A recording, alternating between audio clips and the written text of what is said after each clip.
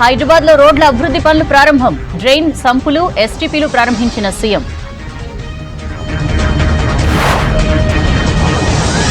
Greater అభివృద్ధిపై sub కమిటీకి సూచనలు ఇవ్వండి. కిషన్ రెడ్డి రాష్ట్రానికి ఎన్ని నిధులు తెస్తారన్న రేవంత్.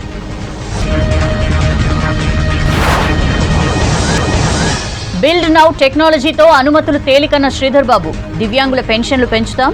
బీజేపీ వాళ్లు మోదీనే నిలదీయాలన్న సీతక్క. కేసీఆర్ అరెస్టు తట్టుకోలేకే శ్రీకాంతాచారి త్యాగమన్న హరీష్. కాంగ్రెస్ తో టచ్లో లేమన్న బీఆర్ఎస్ ఎమ్మెల్యేలు. మోదీ 10 ఏళ్లు ఏం చేశారని ఇక్కడ బీజేపీ ఛార్జ్షీట్లేస్తోంది. బీఆర్ఎస్ తో పోలిస్తే కాంగ్రెస్ పాలనకు 90% మార్కులన్న కూనంనేని.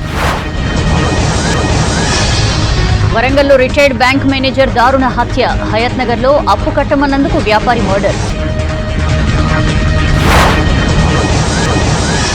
ఆత్మార్పణ సంస్మరణ దినంగా పొట్టి శ్రీరాములు వర్ధంతి. కాకినాడ సెజ్ పోర్టు అక్రమాలపై సిఐడి ఎంక్వైరీకి ఇస్తామన్న బాబు. చైనాతో సంబంధాలు కొంతకాలంగా మెరుగయ్యాయన్న జైశంకర్. అదానీ మణిపూర్పై పార్లమెంటు ముందు విపక్షాల నిరసన. హాస్పిటల్లో చేరిన షిండే పరామర్శించిన ఫడ్నవీస్. డిప్యూటీ సీఎం ఆఫర్తో షిండే ఆందోళనలో ఉన్నారన్న అథవలే. సౌత్ కొరియాలో ఎమర్జెన్సీ. సైనిక పాలన ప్రకటించిన ప్రెసిడెంట్. దేశ వ్యతిరేక శక్తులను తుడిచిపెడతామని ప్రకటన. డీటెయిల్స్ చూద్దాం. న్యూయార్క్, టోక్యో తరహాలో హైదరాబాద్ ను అభివృద్ధి చేస్తామన్నారు ముఖ్యమంత్రి రేవంత్ రెడ్డి. విశ్వ నగరంగా మార్చేందుకు ప్రణాళికతో వెళ్తున్నామని చెప్పారు. గత 10 ఏళ్లు నగర అభివృద్ధి కోసం బీఆర్ఎస్ చేసింది గుండు సున్నా అని విమర్శించారు. చిత్తశుద్ధి ఉంటే మూసి అభివృద్ధికి కేంద్రం నుంచి కిషన్ రెడ్డి నిధులు తీసుకురావాలన్నారు. నిధులు తెస్తారో గుజరాత్ వలస వెళ్తారో తేల్చుకోవాలని విమర్శించారు. ఇటు హైదరాబాద్ అభివృద్ధిపై మంత్రివర్గ ఉపసంఘం వేస్తున్నట్లు ప్రకటించారు ముఖ్యమంత్రి.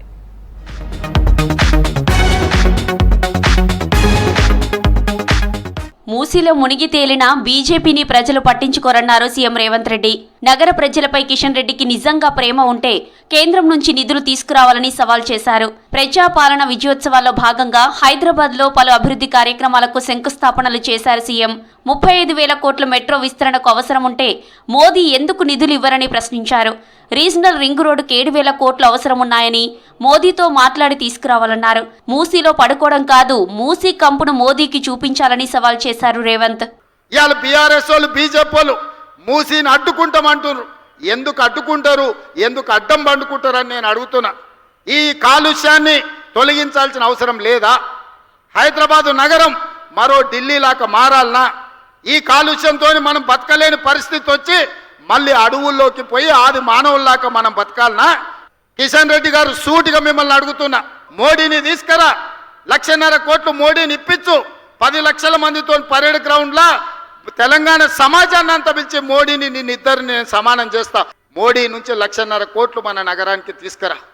నాకేం బేసిజాలు లేవు. నాకు నగరం అభివృద్ధి చేయడమే, ఈ రాష్ట్రాన్ని అభివృద్ధి పదం వైపు నడిపించడమే. ఈరోజు ఢిల్లీ చూసినా, ముంబై చూసినా, బెంగళూరు చూసినా, చెన్నై చూసినా, కలకత్తా చూసినా కాలుష్యంతో నగరాలు అతలాకుతలం అయిపోయినాయి. హైదరాబాద్ అభివృద్ధికి మంత్రివర్గ ఉపసంఘం వేస్తున్నామని సభపైనే ప్రకటించారు ముఖ్యమంత్రి రేవంత్ రెడ్డి. భట్టి విక్రమార్క నేతృత్వంలోని 3 సభ్యుల కమిటీ అఖిలపక్ష సమావేశం నిర్వహిస్తుందని చెప్పారు. హైదరాబాద్ అభివృద్ధికి బీఆర్ఎస్, బీజేపీ ప్రణాళికలు ఏంటో తీసుకురావాలని సూచించారు. ప్రజలకు ఉపయోగపడేలా ఉంటే ఖచ్చితంగా అమలు చేస్తామన్నారు సీఎం. ఏది చేసినా అడ్డుకుంటామంటే ఊరుకునే ప్రసక్తే లేదన్నారు. ఉప ముఖ్యమంత్రి భట్టి విక్రమార్క గారికి, శ్రీధర్ బాబు గారికి, పొన్నం గారికి, ఈ ముగ్గురితోని నేను ఒక మంత్రివర్గ ఉపసంఘం వేస్తున్న ఈ వేదిక మీద నుంచి మీడియా మిత్రులారా రాసుకోండి. అఖిలపక్ష సమావేశాన్ని మా ఉప ముఖ్యమంత్రి గారి నేతృత్వంలో అఖిలపక్ష సమావేశాన్ని ఏర్పాటు చేస్తాం. బీఆర్ఎస్ వాళ్ళు వాళ్ళ పాలసీ డాక్యుమెంట్ తీసుకొచ్చి చర్చించండి. బీజేపీ వాళ్ళు వాళ్ళ ప్రతిపాదన దేండి, తర్వాత బీఆర్ఎస్ వాళ్ళు దేండి. ప్రతిపక్షాల సలహా సూచనలు తీసుకుంటుంది. మీరు ఇవ్వండి, మన రాష్ట్రాన్ని అభివృద్ధి చేసుకుందాం. అంతే తప్ప అడ్డుకుంటామని అంటే అడ్డుకోవడం అనేది సమాధానం కాదు. అడ్డుకుంటే అడ్డుకునే వాళ్ళని ఎట్లా అడ్డుకోవాలనో అంతో ఇంతో తెలిసిన వాళ్ళమే. ఎందుకంటే ఇవన్నీ చూసుకుంటేనే ఇంత దూరం వచ్చినాం, చూడకుండా వచ్చినాం. మిత్రులారా మీకు తెలుసు కదా. కాంగ్రెస్ ముందు చూపు వల్లే నేడు ప్రపంచంతో హైదరాబాద్ పోటీ పడుతోందన్నారు ముఖ్యమంత్రి. ఢిల్లీ తరహా కాలుష్య నగరంగా మారొద్దంటే ప్రణాళికతో ముందుకెళ్లాలని చెప్పారు. ప్రణాళికలు లేకుంటే హైదరాబాద్ సర్వదరిద్రంగా తయారవుతుందని చెప్పారు. తాము వచ్చాక రియల్ ఎస్టేట్ ద్వారా 29% ఆదాయం పెరిగిందని చెప్పారు సీఎం. ఏప్రిల్ 1, 2023 నుంచి నవంబర్ 30, 2023 వరకు 6 నెలల్లో అభివృద్ధి. అదేవిధంగా మన ప్రభుత్వం వచ్చినాక ఏప్రిల్ 1, 2024 నుండి నవంబర్ 30 తారీఖు వరకు పోల్చినప్పుడు హైదరాబాద్ నగర రియల్ ఎస్టేట్ దాదాపుగా 29% అభివృద్ధి చెందింది. ఇది మా నిబద్ధతకు, మేమిచ్చిన అనుమతులకు హైదరాబాదు నగరానికి రియల్ ఎస్టేట్ ఆదాయం పెరిగింది, తగ్గలేదు. ఎక్కడైనా చెరువులు ఆక్రమించుకున్నోళ్ళు, నాలాలు ఆక్రమించుకున్నోళ్ళు, ఈరోజు కుంటలను ఆక్రమించుకున్నోళ్ళ పాలిట హైడ్రా అనేది వాళ్ళ నిద్రలో కూడా కలలో కూడా వాళ్ళు ఉలిక్కిపడి లేచే విధంగా పనిచేస్తుంది. హైడ్రా మీ ఆస్తుల దగ్గరికి రాలే. 10 ఏళ్లు టైంపాస్ చేశారే తప్ప నగరానికి బీఆర్ఎస్ ఏం చేసిందని ప్రశ్నించారు డిప్యూటీ సీఎం భట్టి విక్రమార్క. నగరాన్ని గ్లోబల్ సిటీగా మార్చాలనే తపన కాంగ్రెస్ దన్నారు. మూసిని అభివృద్ధి చేసి అందమైన టవర్స్ ను నిర్మిస్తామన్న భట్టి ఆ టవర్స్ లో బాధితులను భాగస్వామ్యం చేస్తామన్నారు. మూసి రిజర్వేషన్ జరిగితే, గోదావరి నీళ్ళని తీసుకొచ్చి మూసిలో ప్రవహింపజేస్తే, అక్కడ పర్యాటక రంగం అభివృద్ధి చెందితే, అక్కడ ఉన్నటువంటి ప్రజలందరికీ ఆరోగ్యకరమైన జీవితం వస్తే కాంగ్రెస్ ప్రభుత్వానికి మనం ఏమి కదల్చలేము అనేటువంటి ఒక భయంతో ఏదో రకంగా దీనిపైన బురద జల్లి ప్రజలకు తప్పుడు సమాచారం ఇవ్వాలనేటువంటి ఆలోచనతో కుట్రపూరితంగా బీఆర్ఎస్ పార్టీ వారి సోషల్ మీడియాను ఉపయోగించి అక్కడ ఉన్నటువంటి పేదవాళ్ళందరినీ తొలగిస్తా ఉన్నారు. ఇది అన్యాయమని నానాయాగి చేస్తా ఉన్నారు. కలుషితం లేని గాలి, నీరు అందించాలనే కాంగ్రెస్ ప్రణాళికలు వేస్తోందన్నారు మంత్రులు. రాష్ట్రంలో ఈవీ వాహనాలను తీసుకొస్తామని చెప్పారు. హైదరాబాద్ అభివృద్ధికి బీజేపీ రూపాయి కూడా ఇవ్వలేదన్నారు. హైదరాబాద్ ను నెంబర్ 1 గా మార్చుతామని చెప్పారు మంత్రులు. ఈ రోజు డీజిల్ పెట్రోల్ వెహికల్స్ సంబంధించి తిరిగి వారన్నిటిని కూడా మరి ఈవీ బ్యాటరీస్ ద్వారా నడిపే కార్లు కానీ, ఆటోలు కానీ, బస్సులు ప్రభుత్వ పరంగా ట్రాన్స్పోర్ట్ విధానాన్ని తీసుకొచ్చే కార్యాచరణలో వారు నిమగ్నమై ఉన్నారు. మహానగరం అభివృద్ధి, ఈ హైదరాబాద్ నగర అభివృద్ధి లక్ష్యంగా ముందుకు వెళ్దాం. 60% పై చెలుకు ఈరోజు మన హైదరాబాద్ నగరానికి సంబంధించిన తెలంగాణ జనాభాలో ఉన్నారు. ఈరోజు పట్టణ ప్రజలు ఢిల్లీలో ఏ విధమైన సమస్య ఎదుర్కొంటున్నారో అటువంటి సమస్య హైదరాబాద్కు రావద్దని ఒక ఈవీ పాలసీ తీసుకొచ్చి పరిమితమైన సంఖ్యలో కాదు, 2026 డిసెంబర్ 31 దాకా హైదరాబాద్లో ఈవీ వెహికల్స్ అన్ని కూడా కొనుగోలు చేసే ఫ్రీ ట్యాక్స్, రోడ్ ట్యాక్స్, అదేవిధంగా రిజిస్ట్రేషన్ ట్యాక్స్ తీసేయడం జరిగింది. హెచ్సిటీ ప్రాజెక్టులో భాగంగా 3500 కోట్ల రోడ్డు అభివృద్ధి పనులకు శంకుస్థాపన చేశారు సీఎం రేవంత్. కేబీఆర్ పార్కు చుట్టూ 7 ఫ్లైఓవర్లు, 7 అండర్ పాస్లకు ముఖ్యమంత్రి శంకుస్థాపన చేశారు. 16,50,00,000తో నిర్మించిన వాటర్ హోల్డింగ్ స్ట్రక్చర్ ను ప్రారంభించారు. జీహెచ్ఎంసీ పరిధిలో 150 కోట్లతో చేపట్టిన 283 జంక్షన్స్, బ్యూటిఫికేషన్లను ప్రారంభించారు. జలమండలి నిర్మించిన 526 ఎంఎల్డీ కెపాసిటీ గల నాగోల్, ఫతేనగర్, మియాపూర్, మీరాలం, కాజాకుంట, సఫిల్గూడ ఎస్టీపీలను ప్రారంభించారు ముఖ్యమంత్రి.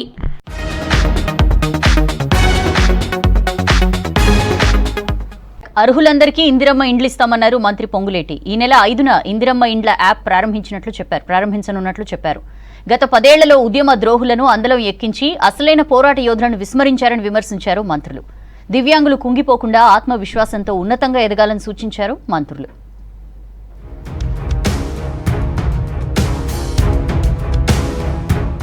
రాష్ట్రంలో అర్హులైన పేదలందరికీ ఇందిరమ్మ ఇండ్లు ఇస్తామన్నారు మంత్రి పొంగులేటి శ్రీనివాసరెడ్డి.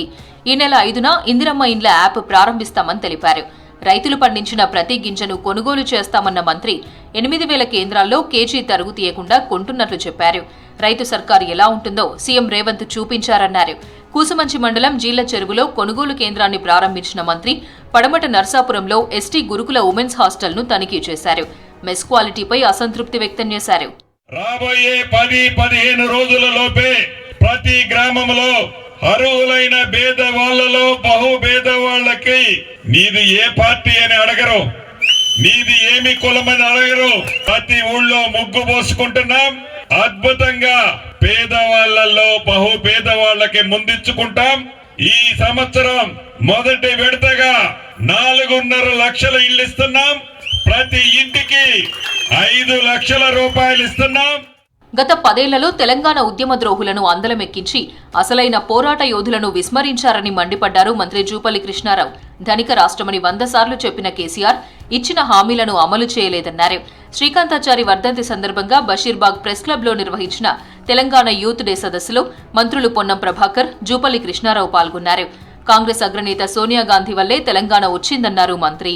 ఒక ముఖ్యమంత్రి అంటే రాష్ట్రానికి ఒక ధర్మకర్తలాగా కస్టోడియన్, అది మర్చిపోయి నేను నాది నా ఇష్టమైన పద్ధతిలో ఆఖరికి 2023 ఎన్నికల ముందు రైతు భరోసా ఇచ్చి ఓట్ల కోసము అక్షయ పాత్ర లాంటి రింగు రోడ్డును కూడా 7,000 కోట్ల రూపాయలకు అమ్మిపడేసాడు. ఈ మొత్తం సమస్యలకు మూల కారణం వాళ్ళే మళ్ళీ ఈ ప్రభుత్వాన్ని నిందించే కార్యక్రమం చేస్తున్నారు. ఒక విషయం మాత్రం అవసరం, ఆనాడు ఉన్నటువంటి నిర్బంధాలు లేవు. ఎవరైనా ఇలా ప్రజాభవన్ పోవచ్చు, సెక్రటరీ రావచ్చు, ఎవరి దగ్గర కలవచ్చు, కనీసం మాట్లాడుకునే అవకాశం ఉంది, చెప్పుకునే అవకాశం ఉంది, వినే పరిస్థితి ఉంది. ఆనాడు అది లేదు. ఆనాడు పార్లమెంట్ లో పోరాటం జరుగుతుంటే నిజంగా చెప్తున్నా, తల్లి కూడా ఏదైనా క్రమశిక్షణ తప్పితే గట్టిగా వార్నింగ్ ఇస్తుంది. కానీ 15వ లోక్సభ మా పేరు మీదనే వెళ్ళిపోయింది. అప్పుడు కూడా సోనియా గాంధీ గారు నిబంధనల ప్రకారం చేయండి అన్న తప్ప ఆమెకు మనసు నిండా గుండె నిండా తెలంగాణ ఇవ్వాలన్నది. కాబట్టి ఎన్నడూ కూడా మమ్మల్ని తెలంగాణ కోసం కొట్లాడొద్దు అనలే. ఒకవేళ కొట్లాడాలని వద్దు అని ఉంటే సుశిక్షితులైన కాంగ్రెస్ కార్యకర్తగా ఇబ్బంది పడేటువంటి వాళ్ళం. ఆత్మవిశ్వాసంతో ముందుకెళితే అద్భుత విజయాలు సాధించవచ్చన్నారు మంత్రి సీతక్క. దివ్యాంగులైన ఎంతో మంది ఐఏఎస్, ఐపీఎస్లు ఆదర్శంగా నిలిచారని చెప్పారు. రవీంద్ర భారతిలో జరిగిన అంతర్జాతీయ దివ్యాంగుల దినోత్సవంలో మంత్రి సీతక్క పాల్గొన్నారు. దివ్యాంగుల సంక్షేమానికి ప్రభుత్వం 50 కోట్లు కేటాయించినట్లు చెప్పారు మంత్రి సీతక్క. మీ అందరికీ కూడా ఒకటే చెప్పదలుచుకున్నాం, ఆత్మవిశ్వాసంతో ఉండండి. మనం ఖచ్చితంగా ఆకాశమే హద్దుగా ఎదగగలిగేటువంటి శక్తి మీలో ఉన్నది. మనం ఎప్పుడు కూడా ఆత్మ న్యూన్యత గురి కావద్దు. కానీ మనకు తెలియకుండా, మనకు సంబంధం లేకుండా మనలో వచ్చినటువంటి అవయవ లోపాలను అవి మన తప్పులుగా మనం ఎప్పుడూ భావించి ఆత్మ న్యూన్యత భావానికి గురి కాకూడదు. ఆత్మవిశ్వాసంతో అడుగేయండి. ఖమ్మం జిల్లా కేంద్రంలోని శ్రీరామ్ నగర్ రైతు బజార్ నిర్మాణ పనులకు శంకుస్థాపన చేశారు మంత్రి తుమ్మల నాగేశ్వరరావు. ఎలక్షన్ టైంలో స్థానిక రైతులకు ఇచ్చిన హామీని నెరవేర్చినట్లు చెప్పారు. ఎట్టి పరిస్థితుల్లో దుకాణాలు దళారుల చేతుల్లోకి వెళ్లకుండా అలర్టుగా ఉండాలని ఆదేశించిన మంత్రి తుమ్మల రైతు బజార్ రైతులకే చెందాలన్నారు. సీఎం రేవంత్ రెడ్డి నాయకత్వంలో రాష్ట్రంలో అభివృద్ధి సంక్షేమ కార్యక్రమాలు వేగవంతమయ్యాయన్నారు కాంగ్రెస్ నేతలు. RS Praveen Kumar KCR covert అని ఆరోపించారు. బీఆర్ఎస్ పాలనలో ప్రశ్నించిన వారిపై కేసులు పెట్టారని ఆరోపించారు. ప్రజా పాలనలో అలాంటి పరిస్థితి లేదన్నారు నేతలు. సీఎం రేవంత్ రెడ్డి నాయకత్వంలో రాష్ట్రంలో అభివృద్ధి సంక్షేమ కార్యక్రమాలు వేగవంతమయ్యాయన్నారు ప్రభుత్వ విప్ ఆది శ్రీనివాస్. సిరిసిల్లలో నిర్వహించిన అంతర్జాతీయ దివ్యాంగుల దినోత్సవానికి చీఫ్ గెస్ట్ గా హాజరయ్యారు. దేశంలో ఎక్కడా లేని విధంగా సిరిసిల్లలో దివ్యాంగులు, ట్రాన్స్జెండర్లకు పెట్రోల్ బంక్ ఏర్పాటు చేస్తున్నట్లు తెలిపారు ఆది శ్రీనివాస్. వేములవాడ 100 పడుగుల ఆసుపత్రిలో బ్లడ్ బ్యాంక్ కూడా అవసరం అని చెప్పని ఈరోజు 1000 గజాలు రెడ్ క్రాస్ సొసైటీ వాళ్ళకి ఇవ్వడం జరిగింది. త్వరలో బ్లడ్ బ్యాంక్ కూడా ఈ ప్రాంతం రాబోతా ఉంది. ఈ ప్రాంతంలో ఏవి అవసరాలు ఉన్నాయో వాటన్నిటి కూడా తీర్చే బాధ్యత గౌరవ ముఖ్యమంత్రి రేవంత్ రెడ్డి గారి నాయకత్వంలో మేము చేస్తున్నమాట ఈ సందర్భంగా చెప్తూ ఇచ్చిన హామీలకు రేవంత్ సర్కారు కట్టుబడి ఉందన్నారు చెన్నూరు ఎమ్మెల్యే వివేక్ వెంకటస్వామి. 6 గ్యారంటీల్లో 5 గ్యారంటీలు పక్కాగా అమలు చేశామన్నారు. గత ప్రభుత్వంలో ప్రశ్నిస్తే అక్రమ కేసులు పెట్టి జైలుకు పంపించేవారని, కాంగ్రెస్ ప్రభుత్వంలో అక్రమ అరెస్టులు ఉండవన్నారు. చెన్నూరులో ప్రజాపాలన వారోత్సవాల్లో పాల్గొన్నారు ఎమ్మెల్యే. చెన్నూరు టౌన్ లో 10 కోట్లతో అభివృద్ధి పనులు చేపడుతున్నామని తెలిపారు. Congress manifesto, Congress guarantee card ఏదైతే ఇచ్చినామో అది తొందరగా ఇంప్లిమెంట్ చేయాలని చెప్పి 5 గ్యారంటీలు ఆల్రెడీ ఇంతకు ముందు ఇంప్లిమెంట్ చేయడం జరిగింది. కాంగ్రెస్ ప్రభుత్వం అప్పుడు చెప్పినారు, మేము సత్తాలో వచ్చినప్పుడు మీకు 10 లక్షల వరకు మేము ఈ రాజీవ్ ఆరోగ్యశ్రీ స్కీమ్ ఇంప్లిమెంట్ చేస్తామని చెప్పి అది కూడా ఇంప్లిమెంట్ చేయడం జరిగింది. Ramagundam Singareni RG2 mine accident పై ఆరా తీశారు పెద్దపల్లి ఎంపీ గడ్డం వంశీకృష్ణ. ఢిల్లీ పార్లమెంట్ సెషన్లో ఉన్న ఎంపీ వంశీకృష్ణ సింగరేణి అధికారులతో యాక్సిడెంట్ పై ఫోన్లో మాట్లాడారు. ప్రమాదంలో మృతి చెందిన సత్యనారాయణ కుటుంబానికి ప్రగాఢ సానుభూతి తెలిపారు. ప్రమాదాలు జరగకుండా భద్రతా చర్యలు చేపట్టాలన్నారు MP Vamsikrishna. RS Praveen Kumar KCR covert అని ఆరోపించారు తుంగతుర్తి ఎమ్మెల్యే మందుల సామేల్. ఆర్ఎస్ ప్రవీణ్ విద్యార్థులను తప్పుదోవ పట్టించాడని మండిపడ్డారు. నల్గొండ జిల్లా శాలిగౌరారం కస్తూర్బా గాంధీ స్కూల్ ను ఆకస్మిక తనిఖీ చేశారు ఎమ్మెల్యే సామేల్. ప్రవీణ్ కుమార్ గాల హాస్టల్ మీద రకరకాలుగా మాట్లాడుతా ఉన్నాడు. 2008 నుండి హాస్టల్కు నువ్వు బాధ్యత తీసుకున్నావు. ఎక్కడ ఉన్నావు? ఏం సంకరాక కేసీఆర్ ది ఒక బిఎస్పీ అని పేరు పెట్టి ఉన్న బిఎస్పీని నిట్ట నిలువున కథం పెట్టి లక్షలాది మంది విద్యార్థుల జీవితాలను నాశనం చేసి నిట్ట నిలువున వాళ్ళను మెడకోత పెట్టి కేసీఆర్ కమ్ముడుపై ఎన్ని లక్షలకు ఎన్ని కోట్ల కమ్ముడుపోయినో చెప్పాలి. ఆలూరు యాక్సిడెంట్ ను బీఆర్ఎస్ లీడర్లు కావాలని రాజకీయం చేస్తున్నారని ఆగ్రహం వ్యక్తం చేశారు పరిగి ఎమ్మెల్యే రామ్మోహన్ రెడ్డి. గతంలో హైవే ఏర్పాటు కోసం భూసేకరణ చేయకుండా కాలయాపన చేస్తూ గ్రీన్ ట్రిబ్యునల్లో కేసులు వేయించారని ఆరోపించారు. ఇప్పుడు మీరు చూస్తున్నారు టీఆర్ఎస్ నాయకులు ఆడ చెవుల కాడ ఏదో 50 మంది ధర్నా చేసి 5 నిమిషాలు పేపర్ల టీవీలో సోషల్ మీడియాలో పెట్టుకుంటారు. వాళ్ళు ఏదో దీని గురించి పోరాటం. వాళ్ళకి చిత్తశుద్ధి ఉంటే గతంలో మంత్రులుగా వాళ్ళే ఉన్నారు, గతంలో వాళ్ళే 10 ఏళ్ల కాలంలో వాళ్ళే ఉన్నారు కదా, వాళ్ళు అప్పుడు చేపించేది ఉండే. రేవంత్ రెడ్డి గారు వచ్చిన తర్వాతనే ఈ ఆర్డర్ అనేది తీసుకొచ్చాం. ఇంతవరకు ఇట్లాంటి ఆర్డర్ లేదు. మీరు గత ప్రభుత్వంలో ఎప్పుడైనా పని స్టార్ట్ చేయడానికి ఏదైనా ఒక్క ఆర్డర్ తెచ్చిరా? ప్రజాపాలన విజయోత్సవాల సందర్భంగా ప్రతి మున్సిపాలిటీల్లో తై బజార్ ఎత్తివేయాలన్నారు ఎమ్మెల్సీ జీవన్ రెడ్డి. జగిత్యాల మున్సిపాలిటీలో 1997 నుంచి తై బజార్ అంగడి చిట్టీల వసూళ్లను నిలిపివేసినట్లు చెప్పారు. చిరు వ్యాపారులకు ఏటా ₹1,00,000 లబ్ధి చేకూరుతుందన్నారు జీవన్ రెడ్డి. తెలంగాణ రాష్ట్రంలో అన్ని మున్సిపాలిటీలలో ఈ తై బజార్ అంగడి చిట్టి వసూలు నిలిపివేయబడే విధంగా మేము నిర్ణయం తీసుకుని ఆదర్శంగా నిలబడాలని చెప్పని నేను గౌరవ ముఖ్యమంత్రి గారికి విజ్ఞప్తి చేస్తున్నాను. నేను పట్టణ మున్సిపాలిటీ నుండి ఏదైతే ఉందో IDSMT స్కీమ్ కింద ఈ మొత్తం పన్ను తై బజార్ రద్దు చేసేసి దేశంలో వెనుకబడిన తరగతుల్లో రాజకీయ చైతన్యం మొదలైందన్నారు ఎమ్మెల్సీ తీన్మార్ మల్లన్న. బీసీల హక్కుల సాధన కోసం ఈ నెల 11న ఢిల్లీలో సదస్సు నిర్వహిస్తామని చెప్పారు. రాష్ట్ర వ్యాప్తంగా దిగ్విజయంగా కులగణన కొనసాగుతోందన్నారు. పార్లమెంట్ శీతాకాల సమావేశం 6వ రోజు ముగిశాయి. 6వ రోజు సభలు సజావుగా సాగాయి. ఇవాళ ఉభయ సభల్లో కీలక బిల్స్ ప్రవేశపెట్టారు కేంద్ర మంత్రులు. బ్యాంకింగ్ బిల్లును నిర్మలా సీతారామన్, ఏవియేషన్ బిల్లును Rammohan Naidu, the oil field సవరణ బిల్లును హర్దీప్ సింగ్ ప్రవేశపెట్టారు.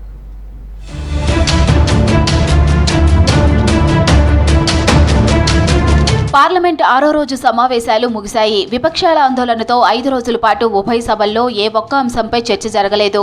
అదానీ, మణిపూర్, సంబాల్ ఇష్యూలపై చర్చ జరగాల్సిందేనని పట్టుబట్టారు ఇండియా కూటమి నేతలు. తమిళనాడు వర్షాలపై చర్చించాలని కాంగ్రెస్ ఎంపీ మాణిక్యం ఠాకూర్ లోక్సభలో వాయిదా తీర్మానం ఇచ్చారు.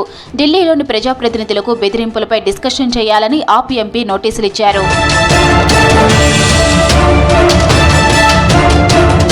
బంగ్లాదేశ్ పరిస్థితులపై కేంద్ర ప్రభుత్వం ఏ నిర్ణయం తీసుకున్నా పశ్చిమ బెంగాల్ ప్రభుత్వం మద్దతు ఉంటుందన్నారు టీఎంసీ ఎంపీ సుదీప్ బందోపాధ్యాయ్. వెంటనే ఐక్యరాజ్య సమితి భద్రతా దళాలను బంగ్లాకు పంపించేలా కేంద్రం చర్యలు తీసుకోవాలన్నారు. కానీ కేంద్రంలోని బీజేపీ సర్కార్ సైలెంట్గా ఉందని, దీనిపై కేంద్ర విదేశాంగ శాఖ పార్లమెంట్లో ప్రకటన చేయాలని డిమాండ్ చేశారు TMC MP. That let the government of India appeal to United Nations for sending peacekeeping forces at Bangladesh immediately. Sir, government of India is totally silent now. The reason of which is best known to them. యూపీలోని సంబాల్ ఘర్షణలు పక్కా ప్రణాళిక ప్రకారం జరిగాయన్నారు SP chief MP Akhilesh Yadav. ప్రజల దృష్టి మరల్చేందుకే BJP ఇలాంటి వాతావరణం సృష్టించిందన్నారు. సంబాల్ ఘటనపై అధికారులు నిష్పక్షపాతంగా విచారణ చేయడం లేదని, బీజేపీ కార్యకర్తలు వ్యవహరిస్తున్నారని మండిపడ్డారు. ఇక ఎక్కడ పడితే అక్కడ తవ్వకాలు చేస్తే దేశంలో సోదర భావాన్ని, సౌభ్రతత్వాన్ని కోల్పోతామన్నారు ఎస్పీ చీఫ్ అఖిలేష్ యాదవ్. वहाँ जो खुदाई की बात लगातार अध्यक्ष महोदय देश में कोने कोने पर भारतीय जनता पार्टी और उनके सहयोगी और समर्थक, शुभचिंतक बार बार खुदाई की जो बात कर रहे हैं अध्यक्ष महोदय, ये खुदाई जो है हमारे देश का सौहार्द, हमारे देश का भाईचारा, हमारे देश का गंगा जमुनी तहजीब को खो देगा. చైనా చర్యల వల్ల 2020లో సరిహద్దు ప్రాంతంలో శాంతి ప్రశాంతతకు భంగం కలిగిందన్నారు కేంద్ర మంత్రి జయశంకర్. అప్పటి నుంచి 2 దేశాల మధ్య సంబంధాలు దెబ్బతిన్నాయని చెప్పారు. లాజిస్టికల్ సవాళ్లు, కోవిడ్ పరిస్థితులు ఉన్నప్పటికీ మన బలగాలు చైనాని కట్టడి చేశాయని తెలిపారు. నిరంతర దౌత్య చర్చల ఫలితంగా ఇరు దేశాల మధ్య సంబంధాలు మెరుగయ్యాయన్నారు Jayashankar. The government has maintained that India-China relations cannot be normal in the absence of peace and tranquility in the border areas. The combination of a firm and principled stance on the situation in the border areas, as well as a clearly articulated approach to the totality of our ties, have been the foundation of our engagement with China for the last 4 years. Banking చట్టాల సవరణ బిల్లును లోక్సభలో ఆమోదం కోసం సమర్పించారు కేంద్ర మంత్రి Nirmala Sitharaman. Banking రంగాన్ని బలోపేతం చేయడమే లక్ష్యమన్నారు. ప్రతి భారత పౌరుడికి బ్యాంకింగ్ సేవలు సులభతరం చేస్తామని చెప్పారు. That's all for now.